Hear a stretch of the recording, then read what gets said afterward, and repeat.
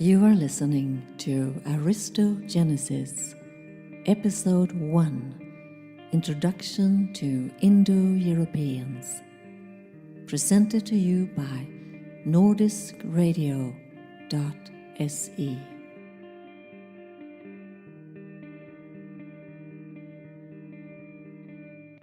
Unfortunately, in today's political climate, the beginning of this podcast has to be marked with a clarification.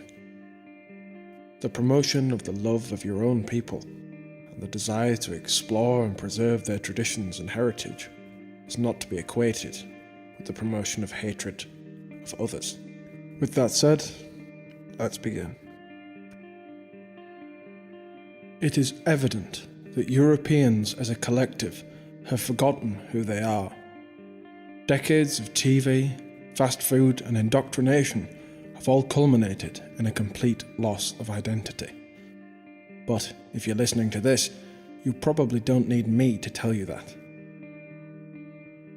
Europeans as a whole seem to be edging towards either total globalism and racial nihilism, or petty civic nationalism. The purpose of this podcast is to rekindle the fire of Europe and her traditions, to remind Europeans who they truly are and what they're capable of. It will also serve as a comprehensive catalogue of the history of our people, untainted by the corrupting influences of those that seek to slander and undermine us. This is not meant to be a Wikipedia article. It will not be a plain, unemotive and unbiased series of boring, quote-unquote, educational talks. This is a labour of love, born from an indefatigable passion for our people and our traditions. When your love for your people is as deep as it could possibly be, personal biases are bound to slip through. It is time that the origins, achievements and traditions of our people are collected, and this can also serve as a new chronology for the European people, to educate and wake up those remnants of us who still love our people and wish to hold their traditions in high regard.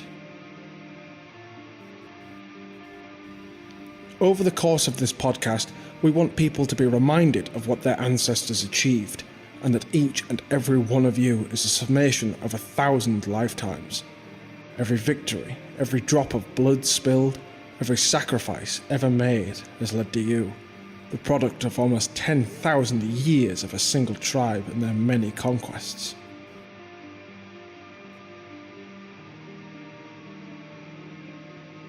Originally, this podcast was going to be divided into segments, each covering separate groups from throughout European history. A section on the Lombards, a section on the Romans, a section on the Alemanni, on the Vikings, on the Spartans, etc. But that would give the wrong impression. European history is not a series of independent stories that occasionally overlap, but a great tree branching out from a single root, whose branches crash against one another, interweaving and interlaced, not as it continues to wither, decay and grow crooked, but rather our goal is to prepare the soil for the sowing of its seeds, carrying the blood and the legacy of our forefathers with us as our people break through modernity and are born anew. If this great oak that is our race has reached its peak, the great oak whose roots were but a single tribe of Aryan men, then we should instead be the seeds and follow in their footsteps, doing as they once did from across the mighty nations of our great Europe. The strongest and wisest of us should go forth and grow our own tribe in the image of our forefathers, with their same blood in our veins. But not a tribe in the modern conception of savages eating each other around a campfire, or even of a small group of like-minded individuals, though there is nothing wrong with such a group, and even the benefits of so-called savagery are worthy of discussion. But a nation, until recently, was simply the land that a given tribe or confederation of tribes inhabited. And thus we should forsake the labels of nations in the modern sense, as what is a nation now? A nation used to be the land inhabited by a tribe, the shared land of for people who share an ethnicity, a history, a culture, a sense of morality, a religion, and most often a language. Do any of our nations still hold true to that principle now? Is England still a land of a single, noble people, united in their common culture, traditions and religion? What is England now but a hollow husk, a name given to a piece of land, separate from the apparently transient people that inhabit it? What does it mean now to be Swedish or German or Irish or Belgian, except to be ruled over by a government that claims to speak for you, but has none of your interests at heart? We should embrace the only label that truly matters. You are a European. You are an Aryan. You are a descendant of an unstoppable force of nature. Now, I'm not saying that you should not be proud of your country, and I am certainly not saying that you shouldn't be proud of your nation's history. Quite the opposite, in fact. Your nation's history should be celebrated above almost all else, but you should remember that its history is only what it is because of the people that made it. We all, as Europeans, have common roots.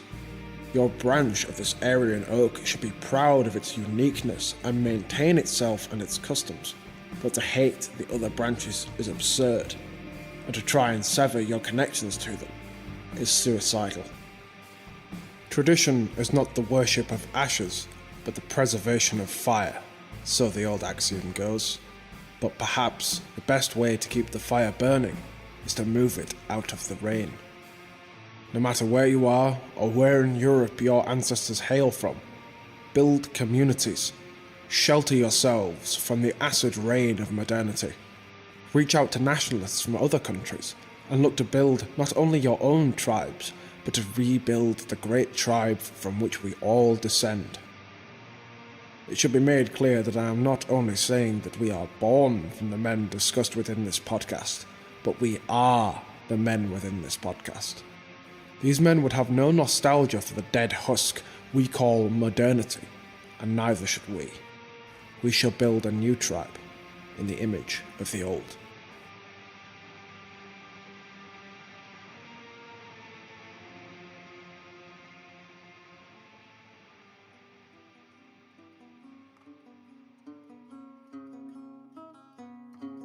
It is worth noting, before we begin, that for all intents and purposes, my use of the word Indo-European is simply a less controversial synonym for the word Aryan, which is a term that has fallen out of favour with contemporary historians over the last 100 years, for obvious reasons.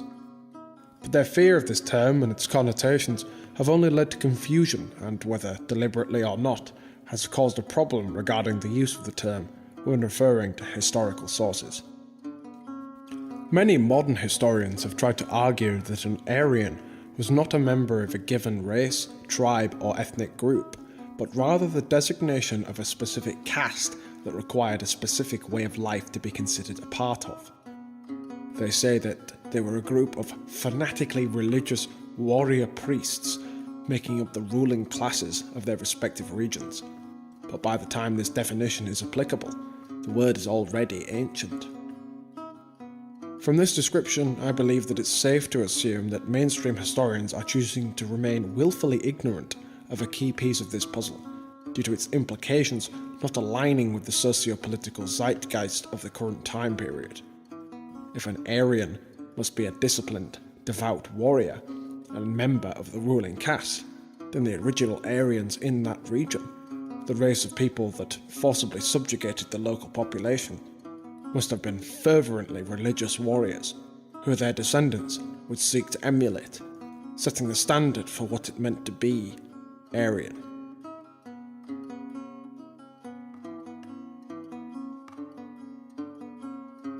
There have also been historians who claim that the term can only be used to refer to those in India and the Middle East, due to it being a word that features prevalently in the religions of the regions, and only in their religions. Not only is an exclusively religious interpretation inaccurate, as we have just discussed, but the term was not only used in these regions. One look at the Persian monument known as the Behistun inscription built sometime around 500 BC, shows a group of men chained up before King Darius, and the Persian king accuses them of being imposter Aryans. One of these men is dressed in traditional Scythian attire. From this we can gather that the Scythians were referring to themselves as Aryan, or the Persians would not have called them impostors. Ironically, the Persian ruling caste and the Scythians shared their ancestry, though they had been separate for so long, their common racial origins had long since been forgotten.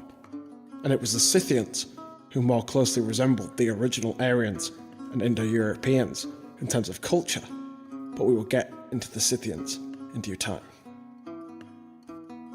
If one looks at the regions of Persia, India, and the Middle East, it becomes quite clear when looking at the populations in different castes, there is distinct difference in the ethnicities of the lower and ruling classes. As we will discuss later, this is not by any means a recent phenomenon. Statues of the Buddha himself have rather controversially been revealed to have once been painted pale white, with his hair being red in colour. Now, this is not simply any old statue of the Buddha, but the largest one in existence. Now, this in itself reveals a great deal about the region in which it was made and displayed.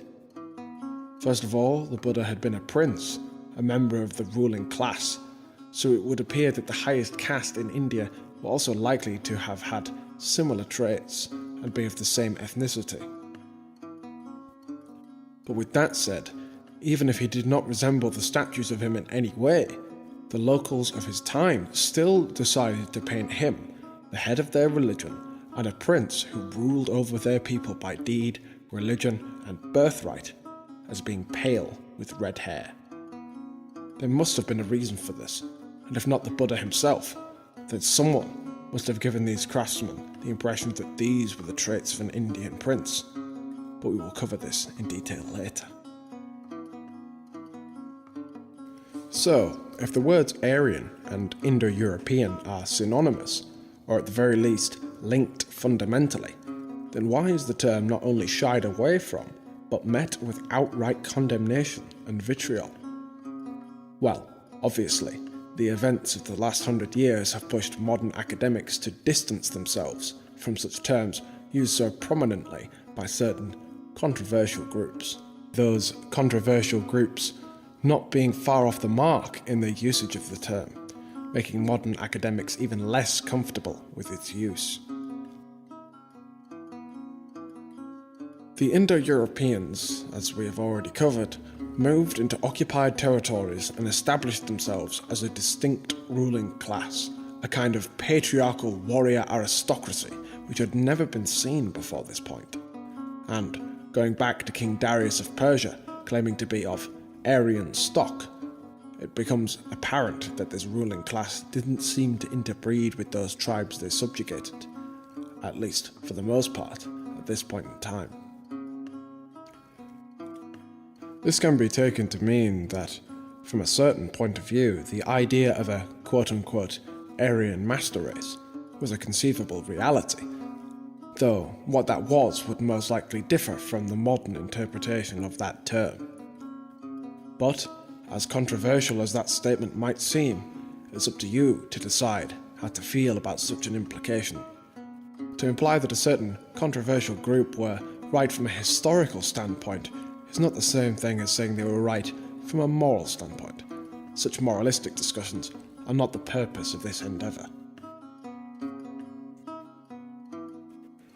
My own interpretation as to why the term Indo-European has been popularised comes down to the fact that Indo-European refers to a linguistic group rather than a tribal or ethnic one. This means that the qualifier to being an Indo-European is simply to speak the language and, at a push, adhere to the culture, thereby leaving any ethnic component out of the discussion. Not only does this mean that theoretically anyone can be Indo-European as long as they speak the language and respect the culture, as many civic nationalists now claim is the be-all and end-all of what makes a nation, but it treats the ethnicity of this tribe, this catalyst for all civilization and greatness, as merely a footnote at best, rather than the driving factor that it truly is.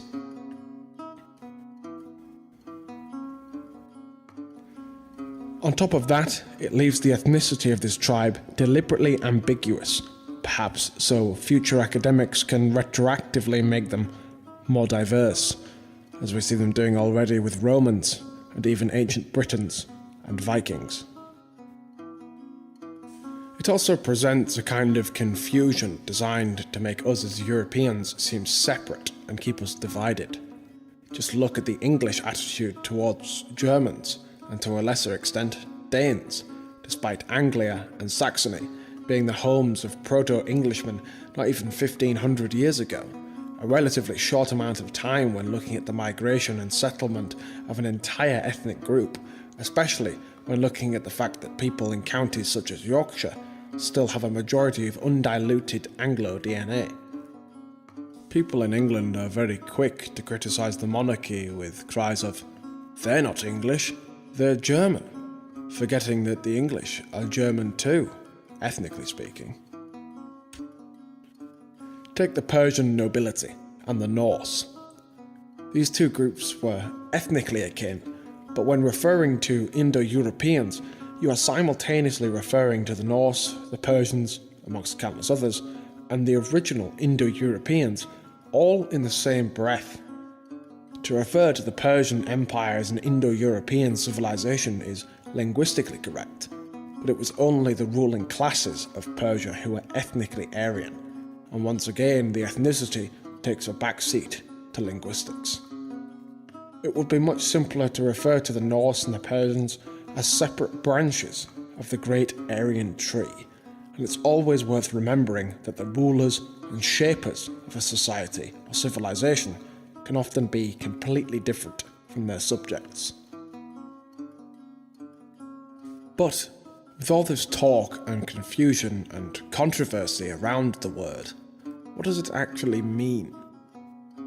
The word Aryan itself is actually a derivative of the Proto-Indo-European word Herios, which is a word meaning kinsman in the ethnic, tribal sense.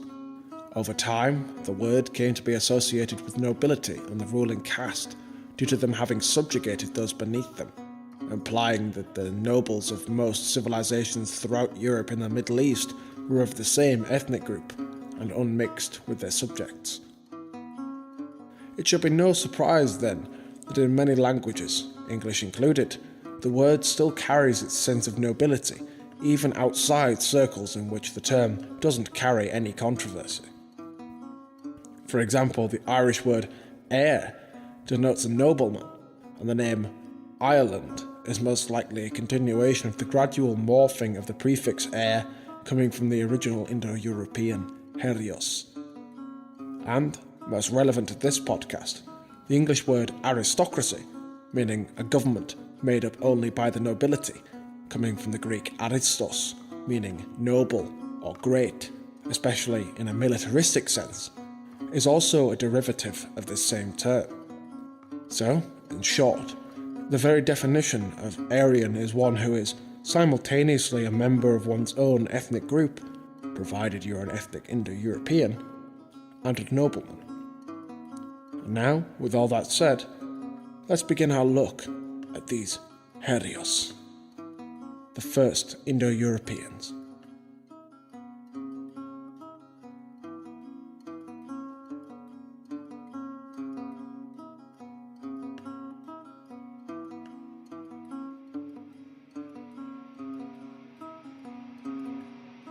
Aryans, or Indo-Europeans, are rather confusingly referred to by modern academia as Proto-Indo-Europeans.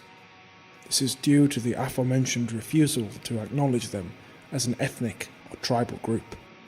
To briefly summarise them, they are the ancestors of every European tribe and subrace, from the Nordics to the Romans, and we carry their legacy and their blood even to this very day. They went from a single tribe to the masters of all Europe and Asia, and eventually the entire world. A feat unmatched by any other creature to have ever walked the earth, second only to the gods themselves.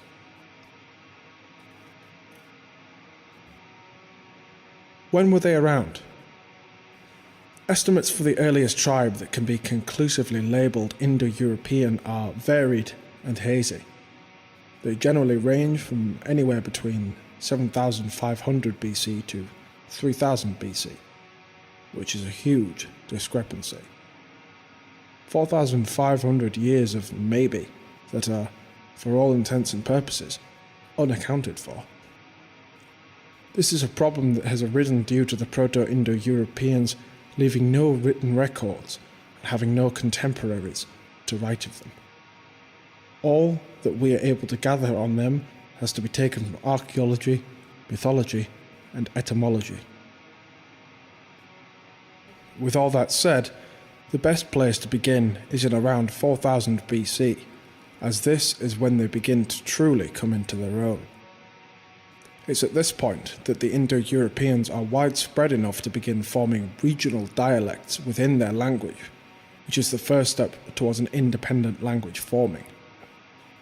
With these new dialects popping up throughout the territory they controlled, we can then infer that these somewhat distinct regional groups were isolated from one another to some degree, and we can therefore assume that these are the beginnings of new tribal identities within the Indo-European ethnic group. So, with this established, we can begin our in-depth look at these founding fathers of Europe.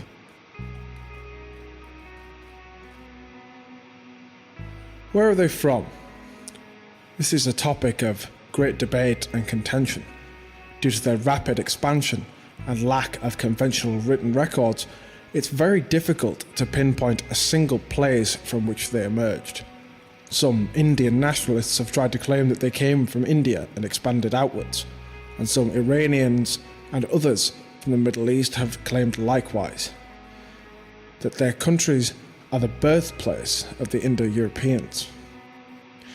This is understandable, as who would not want to call themselves the true descendants of such an important and powerful people, but their claims are ultimately incorrect and have very little in the way of evidence to support them. The Indo-Europeans were certainly there, but that was not the point of origin. Their point of origin, in which the Indo-European was forged by the land and tempered by struggle, differs in academia and mythology. As such, we must draw distinction between their origin point in which their race came about and the earliest land we can say for certain that they inhabited. The mythology of the Aryan people, as we will discuss in the next episode, hints at an origin in the high north, the Hyperborea. But, for now, all we can say for certain is that their earliest traceable place of residence was in modern Ukraine, in a region called the Pontic-Caspian steppe. In antiquity, this area was known to be home to some well-known but under-discussed tribes, such as the Scythians, the Cimmerians, and the Sarmatians, but they would not emerge as distinct tribal cultures for a few thousand years after the Indo-European migrations had already begun. This idea of a homeland in Ukraine is a key part of what's called the Kurgan hypothesis. This comes from a key aspect of Indo-European culture called Kurgan burial mounds, which spread right throughout Europe and Asia, getting progressively younger the further they are from Ukraine. There will be more on these mysterious ancient burial mounds in a coming episode.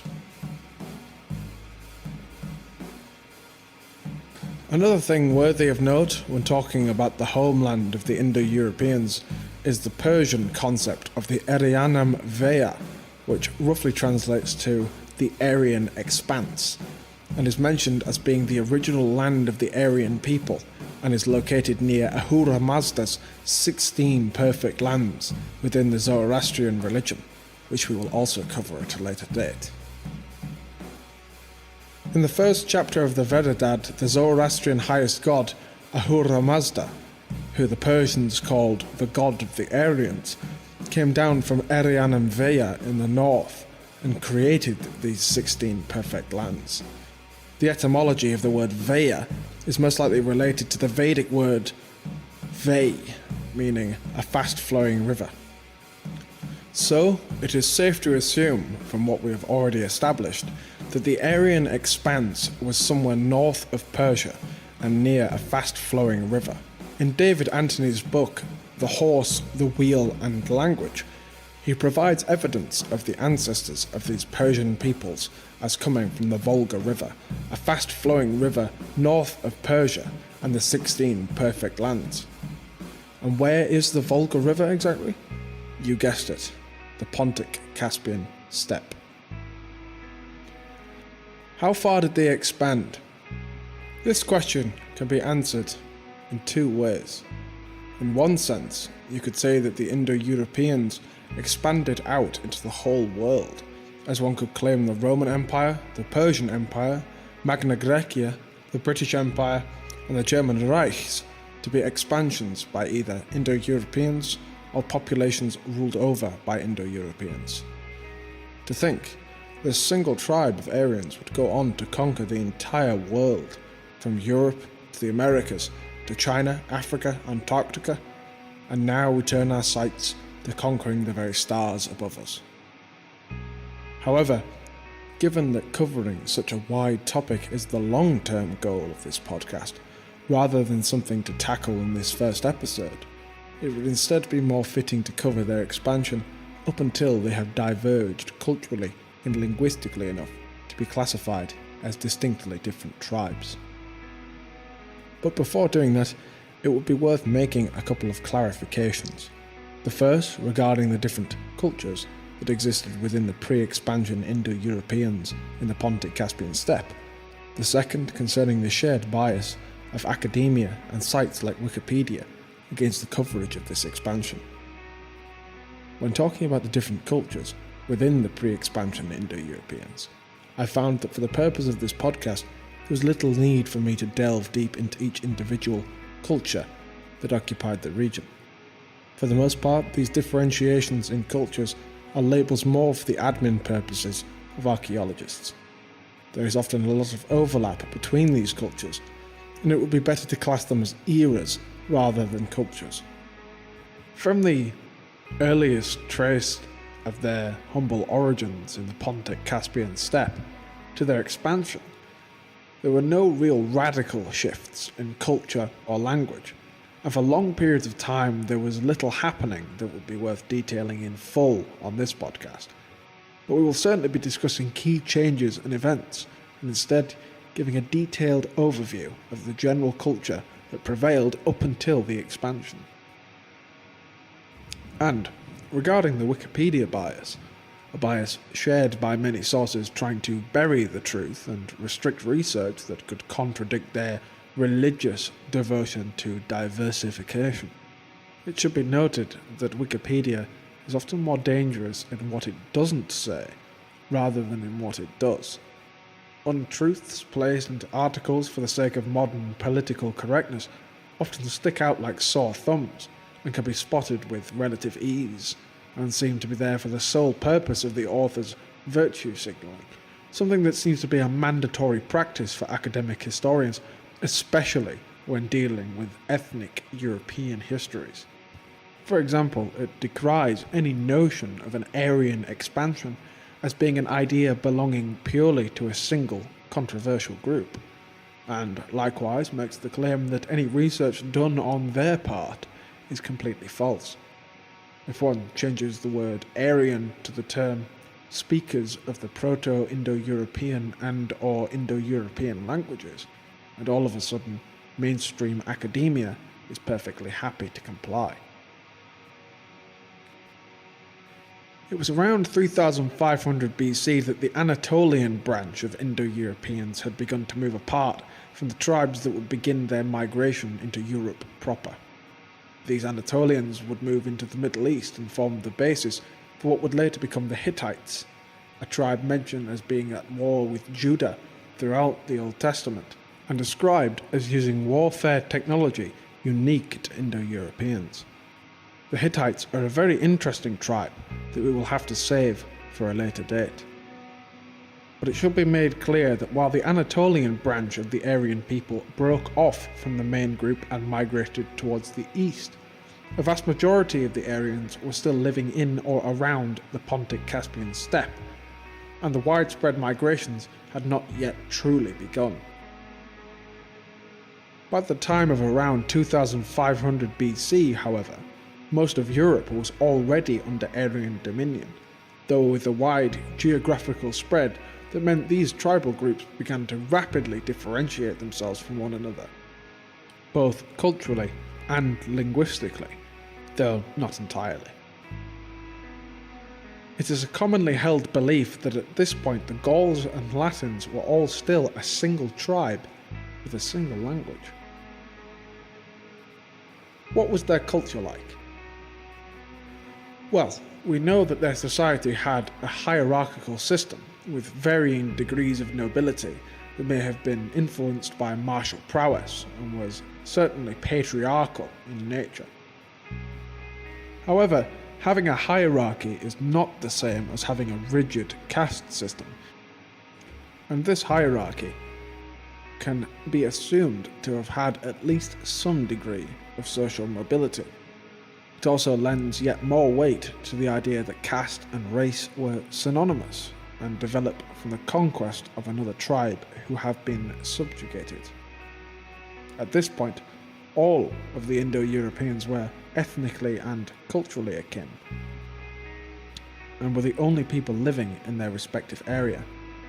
It isn't until their expansion into new, already inhabited areas that we see a rigid caste system develop. So how was this social class system organised? It was not based on simple possession of material goods or the amount of wealth that had been accumulated by a family or individual, but rather one's social status was measured in a combination of blood and prowess. The founder of a local tribe or family was said to be a man of mythological prowess and virtue, and his lineage was carried down by his direct male descendants. The closer one was to the line of the founder of a familial group, the more likely he was to become a patriarch and preside over the family. The same system also applied to local tribes. These founders are thought of as we think of the demigods and heroes of antiquity, men of exceptional strength, courage, wit, and virtue, direct descendants of the gods themselves. So, I'm sure these ancient Aryans will not object to me referring to them as demigods for the purpose of this podcast. So, if one was closer in blood to one of these demigods, he therefore possessed a higher social status. But, if this were the case, then how would this system be socially mobile as we have already established? Surely this aristocracy of blood would be completely static. Well, if a member of the family or local tribe proved himself to be exceptional in prowess or virtue, especially in a militaristic context, he would then be given permission from the tribe's elders to become the founder of his own clan and to be exalted to a form of living myth, declared a demigod for all intents and purposes. And it's thought that his deeds would then be immortalized in poetry that would be passed down throughout his descendants and told to each new generation. This pursuit of honour and glory, which is characteristic of our people, is a very important aspect of Indo-European culture that we will return to later. There is also a clear distinction between a free man and a slave.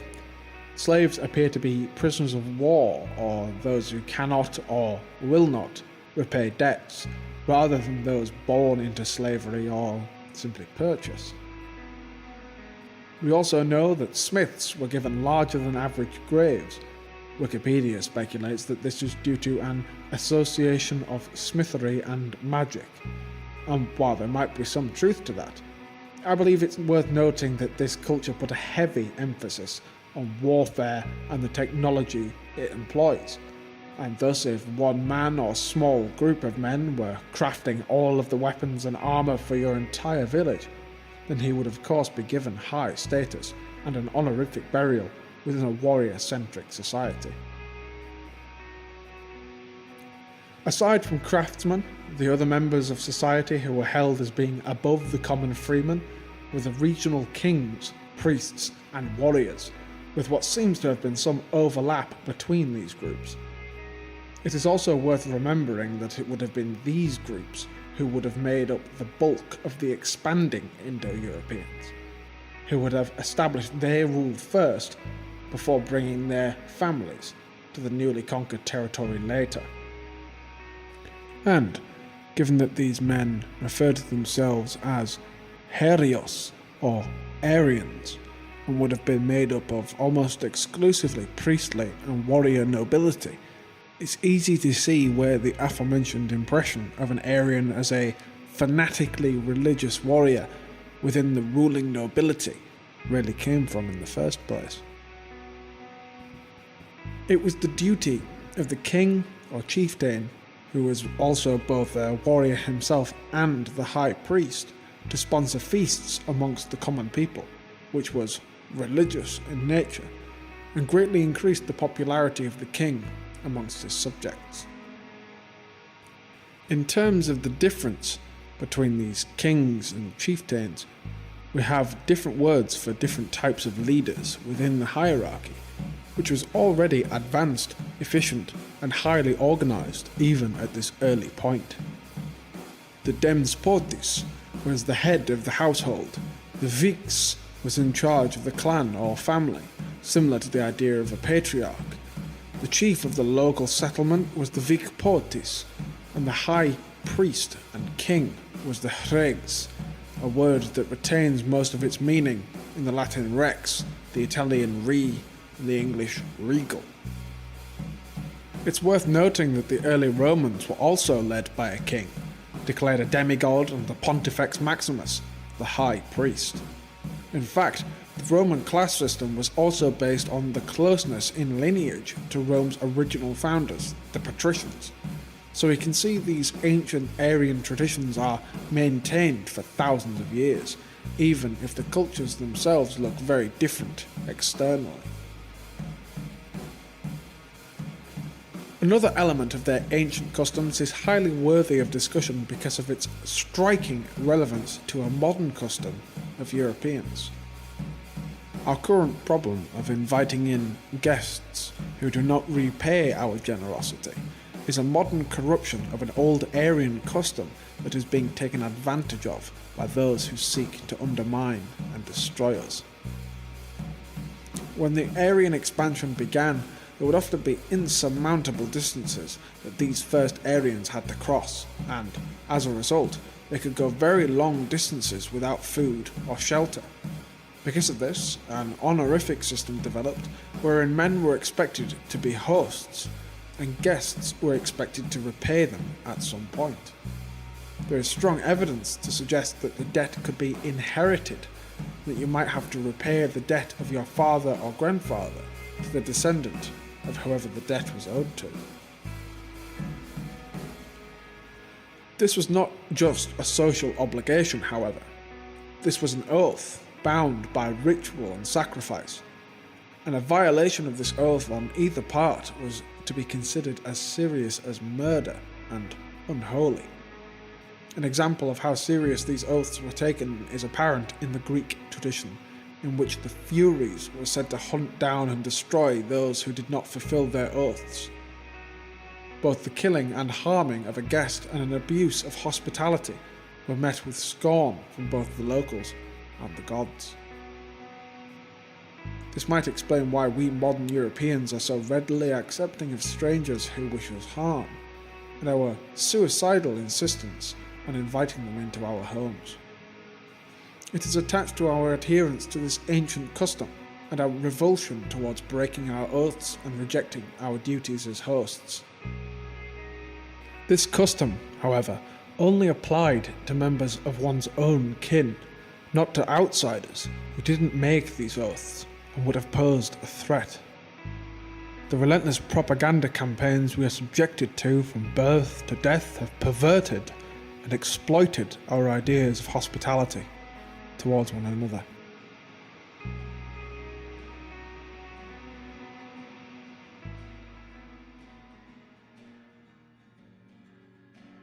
And with that, we would like to bring this section of the first episode to a close. This next part is going to focus on the discussion of points brought up thus far, as we explore and delve deeper into the points most relevant to the struggle that we face today. My name is Taerus, and I'm here with my fellow hosts, Freja and Nestor. How are you guys doing? Just fine, thank you. Great, thank you. Oh, that's great. Nestor, I understand that you have a lot of in-depth knowledge regarding the origin and root of the word Aristos and the implications and connotations of that. Would you like to elaborate on it? Yes, of course. Now, the word Aristos comes from ancient Greek, but it's still used in the modern Greek language. It means excellent, distinguished, but also fittest and most suitable. It also indicates a degree of nobility, but not only as an indication of a heritage, that is belonging to a noble class or bearing noble blood and noble genes, but as an ideal that has to be reached and a potentiality that has to be realized. It's worth saying that the words Aryan, hero, and Aristos, all three share the same Proto-Indo-European root, and thus to some extent the same meaning. Now, another fascinating perspective of the word Aristos is that it is the superlative form of another important Greek term, that of agathos. Now let me start by explaining what superlative is. For example, the English adjective good in its comparative form becomes better, and in its superlative form becomes best. Thus superlative indicates the fullest and outmost meaning of the word. And similarly, the adjective long in its comparative form becomes longer, and in its superlative form it becomes longest. Now immediately, as the word Aristos is connected to the word agathos as one of its superlative forms, the whole spectrum and depth of this noble term is unlocked and revealed to us. And now what does agathos mean? It has a concentrated meaning in many different layers, and it's impossible to translate, so it has to be interpreted and explained. So agathos means inherently good, truthful, honest, and a man with integrity. It means capable, strong, brave, faithful, benevolent, and truthful. It also means excelling in any respect and distinguished, and as well as upright, honorable, just, and morally superior. Now Plato, the philosopher, is using the word agathos, and to be more precise, agathon, in his works to indicate a supreme principle and the very source of being. Now the concept of Aristos and agathos was an ideal deeply rooted and established in the Hellenic Aryans of the antiquity, and still of course applicable today. It permeates and saturates our ancestors' world, and it's found very often in the script they left behind us as the greatest degree of excellence and superiority, as the greatest ideal to be realized from the individual in his upwards path and struggle towards realization, as a heroic manifestation and as an authentic self-becoming. That was the strive of our ancestors, the ever-pursued ideal of self-becoming, to become who we really are, according to our historical and cosmical potentiality, and how different and how superior this ideal is to the petty goals of modern man. He strives to become, for example, successful and happy. And what does he mean by happy? To feel good right here and right now, and successful, to be acknowledged from others, usually for the wrong reasons, or usually to own stuff, to be rich. All this poisoned by individualism and materialism. And the only thing that's happening at the modern individual is pushed to become disconnected from his nation, from his race, and even worse, from the eternal world. Now my point is, and I would like to conclude with that, is that in the course of our podcast, Aristogenesis, that is the birth and the creation of the Aristos, we will attempt to rekindle, revitalize, and reawaken the ideal and eternal strive of our ancestors, both as individuals and as a nation and a race, to become Aristos. Yeah, I completely concur with everything you've just said there. because what others lack is this ability to synthesize the individualism and collective identities of a people. What separates us from a lot of other ideologies is the fact that we put a big emphasis on having strong, noble individuals that make up a strong, noble collective. Of course, and the toxic individualism of modern time, where people focus mostly on themselves. They have no intention, capability to connect with larger groups, and if they do, it's only for personal interest. That's the unfortunate truth. Well, now that we've clarified what Aristos and by extension aristocracy truly mean, Freja, we were hoping that you would take us through an example of aristocracy in the uniquely Nordic context. Would you be willing to shed some light on that for us? Yes, I would love to. I will speak about the warrior caste in Norse society, the aristocracy. And I will focus on a poem from late Viking country, which is called Rígsþula, Rígsþula, the Song of Rig. This is a mythological poem, and it's about the origin of the Norse caste system. There were 3 castes: the thralls, trælar, the peasants, carl, and the warriors, the nobility, jarl. And the Norse god Heimdall is disguised as Rig in this poem. He could be seen as the stamfader, the progenitor of the Norse caste system. And he is also the one initiating the warrior caste by teaching them the art of warfare and high magic, the teaching of the runes. The old sources of the runes can be found here in Scandinavia, and we have heard the saying, the light comes from the north. And this saying is based on the knowledge of the runes that we have in the north. And there are also many esoteric references where the warrior gets drunk on the mead of poetry. And this is also referencing to the runes. The Ariosophist, born in 1883, Rudolf Gorsleben, he said the runes are symbols of the pulsating life, and they are life itself, reduced to mathematical formulas. It's not so easy to explain the runes, but the runes are streams of subtle energy. It's a murmuring sound in the universe who whispers mysteries to us. These murmuring secrets or mysteries from the runes are not easy to detect because our senses are so dull. But we can unleash the power of the runes by observing them, calculating them, utter them, singing them, humming them, meditating on them, draw them. And that is what Heimdall did to the noble caste. He taught them the runes and how to use the runes and how to be sensitive to the runes. Quantum theory have showed us that a beam of electrons is affected by the act of being observed. Philosophers have known this secret for centuries.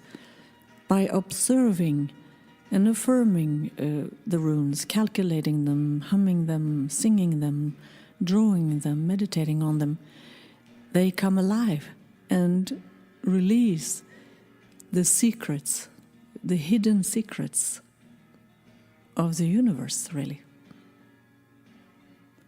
Now I want to focus a little bit. Who is Heimdall, the god Heimdall, who is disguised as a Rig in this poem? He is the watchman over Asgård, and he will blow the Jallarhornet to warn the Asir of Ragnarök, which was predicted by Valan or Vulvan. It's a prophetess in Norse mythology. And Heimdall has exceptional hearing and sight. He could hear the grass move and the wool on the sheep grow. He is very attentive. Heimdall had super sensitive features to be able to pick up the subtle energies of the runes.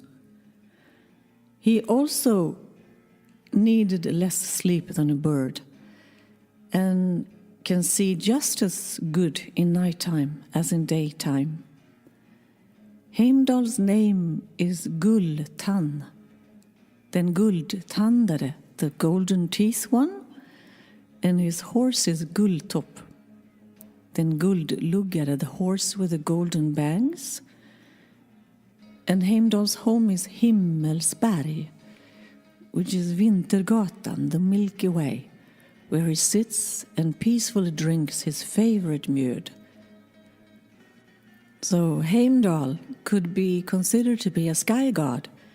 He lives in Himmelsberg, and he could also be considered to be a sun god.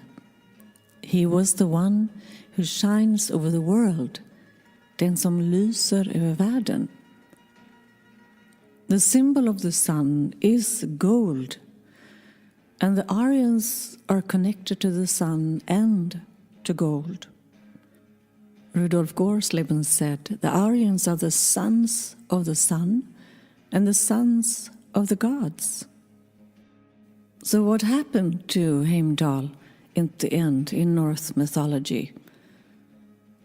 It says, the golden Heimdall and the deceitful Loke will die in battle with each other in Ragnarök. So it doesn't end that good. I wanted to mention just something about Loke, whose name is also Lodur and Hagal. He's very misunderstood. He's considered to be a universal god, a creator, preserver and destroyer, skaparen, vidmakthållaren och förgöraren. We will do a podcast later on with a comparison with Loke and the Roman god Saturnus and the Greek Kronos. They both have this double nature, which is interesting to dig into. But I was pondering about the meaning of this poem, about the golden Heimdall and Loke dying in the battle of Ragnarök, killing each other with a spear. And I thought, is this poem about the death of duality, light and darkness, and maybe the birth of a new warrior caste, skilled in strategic warfare, but also with esoteric knowledge? So I'd like to take this one step further about Heimdall. So as a sky god and a sun god, Heimdall have a twin god. According to Tacitus in Germania, it is the oldest Germanic god, the father sky god, Twisto. And Twisto in Proto-Germanic is Taerus, which means twice or two. There you have the twin part. In Sweden, Twisto was called Ti and gave name to the weekday tisdag. And we have ortsnamn like Tiveden i Västra Götaland and Tierp i Skåne. So, Taerus, Twisto, Tyr and Ti are all related to the Tyr runa, number 16 in the Hötarken. Tyr is also from Tursaet. He is related to the giant Hymer. The chaos powers in the Tursaetten is called Mippelheim, which is fire, and Niflheim, ice. So in other words, Tyr is very much familiar with and one with the chaos krafter. So now I would like to take even another step further with Tyr. The correlating rune to the father sky god rune, Twisto, will most naturally be a feminine rune, the mother goddess, earth rune. And that is Pertra, number 13 in the Hötarken. And in Eddans Trollsånger, it speaks about the great mother from Ida, födelsegudinnan, who gives birth to a male child with magical purpose, Tyr. He is born out of a rock, Pertra, and the rock is also called Madderackan, moderkakan. So, the Mother Earth rune Pertra gives birth to the urgamla, the oldest Germanic god, Tyr, through rungalder. And rungalder is runes put together like a bind runes or a talisman. And then you sing these runes. It's a troll song. It's for magical purpose, to go in trance. We use it, all kinds of galders, in when we do Seid. So, there we have it. Heimdall, the sun god, the one who shines over the world, disguised as Rig in this poem Rígsþula, that I will read in a little bit, is a twin god to Twisto, the oldest Germanic god, who is the father of Tyr, who has been born out of a rock by the Mother Earth rune Pertra. And so this Tyr shall always be protected, because he is a child with magical and spiritual purpose. He is the warrior.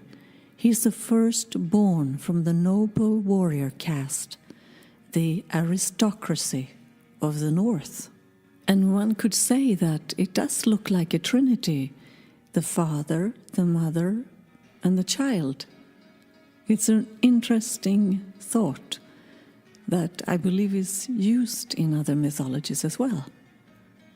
So finally, I will say that in another episode I would love to focus on the women priestesses, the Vulva, the Vala, the Seid, Kona, the Norna, Godo, Gytja, and get into that. So now I believe I will also read the poem, the Rígsþula. But before I do that, I would love to hear, what are your thoughts about this? I must say that I'm sitting mesmerized here by the pictures you are painting, especially of a Heimdall sitting on the Milky Way, drinking his mjöd, looking down to the world. This amazing, beautiful symbolism that is with the different depths, both a literary value, as literature, as a story, and then with all the layers behind it. I think it's great. And you mentioned the Trinity.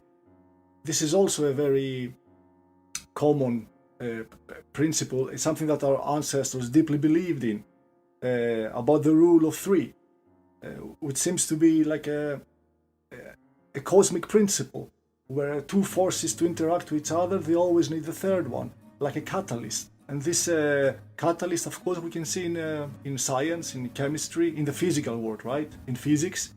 And so it's very beautifully depicted there, and very beautifully described in this wonderful Norse myth. Thank you, Freja. Thank you. I had lots of fun putting it together, for sure. Yeah. So Rig, who is Heimdall in disguise? I mean, yes, it's Heimdall that I explained. So Rig comes first to the elderly and the great-grandmother Edda and the great-grandfather Ai. And they live in a poor man's cottage. They have ragged clothes. They live in fattigjon, we say in Sweden. And they serve Rig some pitiful food, and he gives them advice. And he stays for 3 days also. And then Rig sleeps between Edda and Ai. And 9 months later, Edda begets a child boy, and he has dark hair, and he's called Thrall, Träl. And he's not handsome, rather the opposite, but he's very strong and tough, tenacious human being. And Thrall marries Þyr, Trälinna, and they get 12 children. So here, this is the Thrall caste, the first caste that comes out of the great-grandmother, Edda, and great-grandfather, Ai. Okay, and then Rig continues to a farmer house where the craftsman Ave and his wife Amma lives. And Rig gets served good food, and he sleeps between them, and he gives them also advice, and he stays for 3 days as well. And 9 months later, Amma begets a son, and his name is Karl. So that's the peasant caste, and Karl means free man, and he's got reddish hair. And Karl gets married to Snör, and they also have 12 children. And their names reflect beauty and strong characteristics. So this is the farmer caste, böndernas ett, och dalbonden, we're saying also. And then finally, Rig comes to a wealthy home of fader och moder, they are called. And fader, he's a warrior, and he makes bows and arrows. And moder, she keeps the household impeccable with starched clothing and etc. And Rig enjoys a fabulous dinner and gives them some advice, like he did with all of them. He stays for 3 days, and Rig sleeps between them. And 9 months later, Moder begets Jarl. This is the warrior, the I can never say that word. Anyway, and he, the warrior, the noble caste this is. And with sharp snake-like eyes. And when I'm thinking snake, they probably don't mean, like this, snake eyes could be sort of like a little bit pulled up a little bit. Very beautiful, like almond eyes, just pulled up a little bit. Could be very beautiful. And he's got blonde hair and rosy cheeks. And Jarl grows up to become a very skilled warrior. And Jarl marries the fair and wise Erna, den raska. So later on, Rig returns to teach Jarl the art of how to use the runes. And Rig then gives Jarl his name. So Jarl gets the name of Rig. And Rig exhorts Jarl and tell him, why don't you enlarge your territory? And he does. So he ended up ending 18 farms, Jarl, and just expanding his territory. And Erna or Jarl gets many children, but it's the youngest that becomes the wisest one and also becomes a very skilled warrior. His name is Kon, som är konung, Kon, and it means kung actually. And he competes with Rig of who knows the runes the best and who are the most skilled warrior. And they ride out to shoot bow and arrow. And then Kon hears a kråka in the tree. And he say, and the kråka tells Kon, why don't you ride out to richer lands?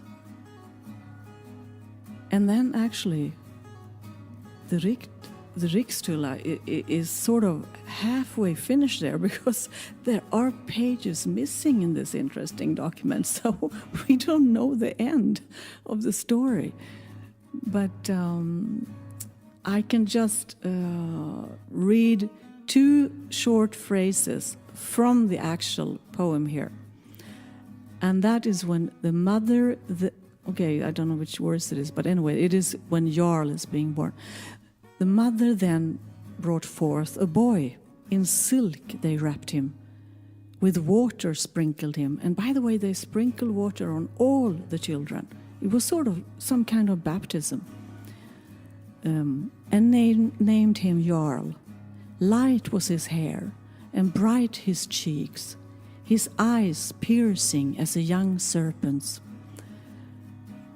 And there at home Jarl grew, learned the shield to shake, to fix the string, the bow to bend, arrows to shaft, javelins to hurl, spears to brandish, horses to ride, dogs to let slip, swords to draw, swimming to practice. A javelin is like a spear, some kind of light spear that you throw with your arm. And let the dog slip is just unleash the dog. So it was, yeah. Any comments on this beautiful poem? Well, I would first try to wake myself up from the trance this beautiful story and your beautiful voice put me in. I don't know if Taerus feels the same. Thank you. I wanted to ask, as you say, he's given the title Rig when he sort of masters the runes and becomes king. I wanted to tie that into a point I made in the earlier monologue, where the ancient Indo-European word for the priest king is Rígs, which is also the root of the Latin rex. And if you look at the original Roman kings, Romulus, he was the king and the high priest. He communed with the gods. And they also did it through, well, we say ravens, but ravens and crows in mythology are virtually interchangeable. But that is a continued tradition throughout all Indo-European societies, this idea of the one in charge, whether it's Rig or Regs or Rex, is the one who can commune with the gods and lives nobly and lives strong. Yes, isn't that why they thought the monarchy was like demigods? Isn't? Yeah. Yes, yeah, it's the divine. It's like the divine kings. Romulus was said to be the son of Mars, who was the god of war and agriculture. Yeah. In this poem, we have an excellent view of our ancestors' worldview, how they perceive the world. Everything in the physical plane is connected to the plane above, to the metaphysical, the plane that cannot be perceived with the senses. Everything is given and controlled by higher forces. They were very, very well aware of this cosmic order. And one point, I have many points, I could comment many points, but I would like to focus on one. It's fascinating that the god Rig actually slept between the couple. Contrary to the Greco-Roman mythology, where usually the Sky Father or other gods, which are also manifestations of the Sky Father, actually sleep with the actual mortal woman. But in this case, the god is actually, his effect is like a catalyst, like I mentioned earlier. That she comes in and with a force of catalysm, she makes it happen. So that's a very interesting peculiarity that I have never seen before, actually, in other Indo-European mythologies. No, I think that is. I'm so glad you pointed that out, because I mean, he was transferring, something esoteric there. He was communing with them. I mean, he was communicating and living with them for 3 days, all of the casts. And he was eating with them, eating whatever they put before him. And he was giving them advice. He did the same to all 3 of them. And he slept for 3 nights, between the couple. I think it's also so beautiful. Of course, he was transferring, both wisdom and also esoteric knowledge, even when they sleep. when they slept, probably, you know. It's interesting as well, as I said, with the crow, that it's sort of, the crow is almost a manifestation of the sun god and imparts their wisdom. And that is, again, a very critical thing in a lot of Indo-European mythology. The crows or ravens were said to be the bird of Apollo, who is, again, the sun god and the god of prophecy. So I think there's obviously the way that you're telling it and the content of what you're telling is fascinating within its own right, but we have this kind of thing with historical mythology, especially, where we look at it in a bubble. We kind of put it on its own, like whether it's Norse or whether it's Greek or Roman mythology or Celtic or whatever, and we forget that they're all drawn from the same root, and there are these constant themes that reoccur that these different tribes, these different cultures were expressing in their own right. They're all expressing this one universal truth through their own interpretations as a unique people. And I always think that's fantastic. It is. That's what makes it so exciting. I'm looking forward to so much to learn from you, because you have your expertise on the European and mythologies, and I don't know much about them. It's so much fun to see similarities, with the gold and the you mentioned the birds and many. It's really fascinating.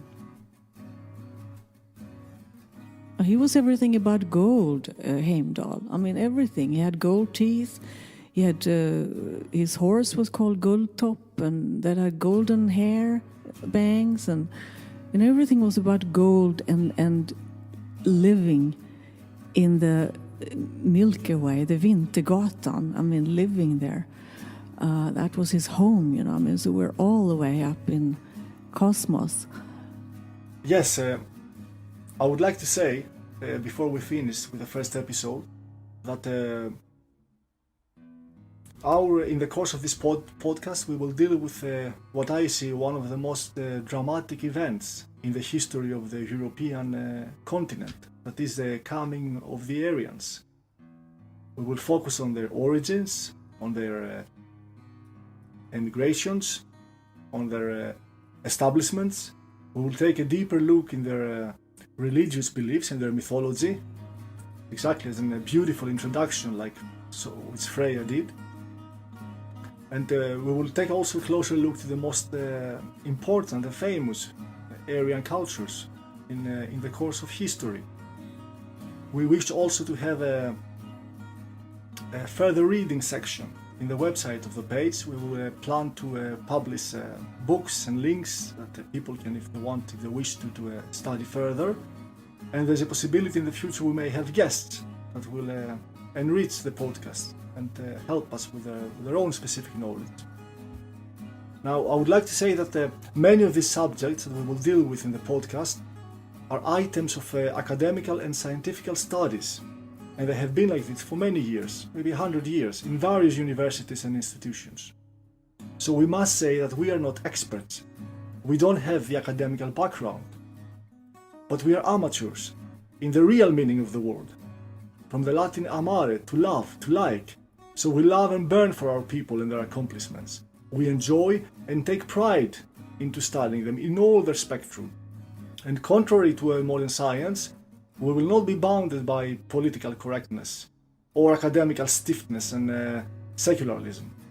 We will deal with these issues truthfully, objectively, and proudly. Now, I would like to speak a little bit more about modern science. As I see it, modern science has three fundamental problems. The first one is that it's very biased, it's very partial, and it very easily manipulates the conclusions and results of studies in order to promote and support different dogmas of modernity, like multiculturalism, feminism, and so on. We have seen this in many cases. We have seen it, for example, in the famous cheddar man, when a British anthropologist recently made a physical model, a bust of the cheddar man, which is one of the Mesolithic Aryan hunter-gatherers that came in the British Islands, and he's presented as the first Briton, and his model, his bust, looked like a Negroid Homo erectus, which is not true.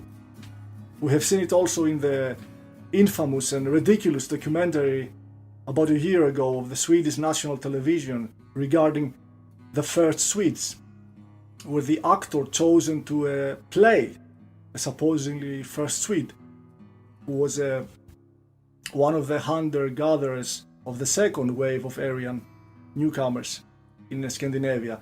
The actor chosen to play him was a Somalian with blue contact lenses. And the list is very long, I can go on forever. And we also know it from one of the most fundamental building myths of modernity and modern science, that of a man out of Africa. The hypothesis that Homo sapiens developed in the African continent and colonized the rest of the planet. And this hypothesis is presented to the public, both implying but also directly that we are all Africans. A second problem of modern science, it's its bone-breaking rationalism that is also very evident in the theoretical studies as well. Now, we do know that modern science has no interest and has lost every capability to see beyond what it can physically examine. So what they cannot put under the microscope, what they cannot dissect with their scalpel, what they cannot experiment upon, they don't care about, and they cannot see it. And this applies also in the theoretical studies, especially regarding our ancestors. When they are dealing, example, with mythology, they are approaching them like bedtime stories, often of bad quality. And when they are dealing with their ancestors' religiosity, they are approaching it like superstitions of primitive people. But there, in what is not tangible, lies the essence, the ideas, the ideals, and the spirit of our forefathers. And moreover, our forefathers had a perception of the world very different of our own. So for our forefathers, the world beyond the physical world, the metaphysical world, the world that cannot be perceived by our senses or with instruments that enhance our senses, was extremely important.